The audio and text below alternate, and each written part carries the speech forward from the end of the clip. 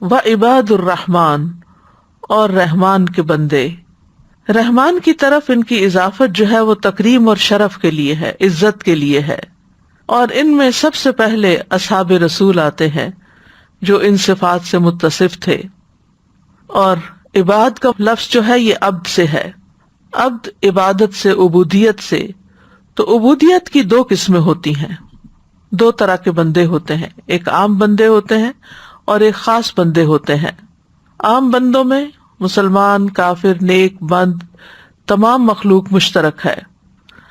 تمام مخلوق اللہ کی غلام ہے، اس کی ربوبیت کی محتاج ہے، اس کے انتظام کے تحت ہے.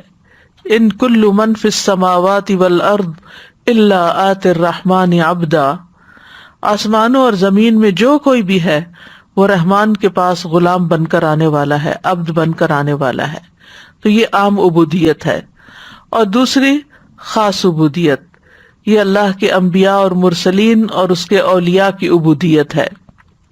اور یہاں اس آیت میں عبودیت کی یہی قسم مراد ہے، اس لیے اللہ نے اس کی اضافت اپنے اسم مبارک الرحمن کی طرف کی، جو اس بات کی طرف اشارہ ہے کہ وہ اللہ کی رحمت کے سبب سے اس مقام پہ پہنچے ہیں.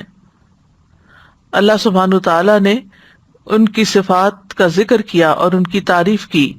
تو رحمان کے بندوں کی صفت کیا ہے؟ وَعِبَادُ الرَّحْمَنِ الَّذِينَ يَمْشُونَ عَلَى الْأَرْضِ هَوْنًا. رحمان کے بندے وہ ہیں کہ جو زمین پر سکینت کے ساتھ، عاجزی کے ساتھ چلتے ہیں، اور جب ناسمجھ لوگ ان کو اذیت دیتے ہوئے جہالت سے بات کرتے ہیں تو وہ بہت بہترین انداز سے جواب دیتے ہیں. ان سے اس طرح مخاطب ہوتے ہیں کہ خود کو گناہ سے سلامت رکھتے ہیں، ان کی جہالت کے مقابلے میں جہالت نہیں برتتے. تو یہ رحمان کے بندوں کی یہاں پہلی صفت بیان ہوئی کہ الذین یمشون علی الارض ہونا، کہ زمین پر آہستگی سے چلتے ہیں. یعنی ایک تو کسی کام کے لیے چلنا ہوتا ہے، اور ایک یہ کہ زندگی کی راہوں پہ چلنا، کہ کسی بھی طرح کا معاملہ ہو صبر و تحمل سے کام لیتے ہیں، عاجزی اور انکساری سے اور ٹھہراؤ سے معاملہ کرتے ہیں.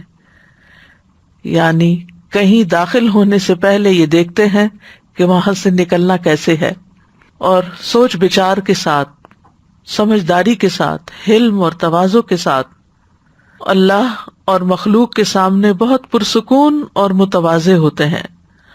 وقار، سکون، اور اللہ کے بندوں کے سامنے اور اللہ سبحانہ تعالیٰ کے سامنے عاجزی اور انکساری ان کا وصف ہوتا ہے. اور ہونن کا لفظ جو ہے یہ ہین کا مصدر ہے، اس کا مطلب ہے سکینت اور وقار. یعنی زمین پر سکینت اور وقار اور تحمل سے چلتے ہیں، میانہ روی کے ساتھ چلتے ہیں.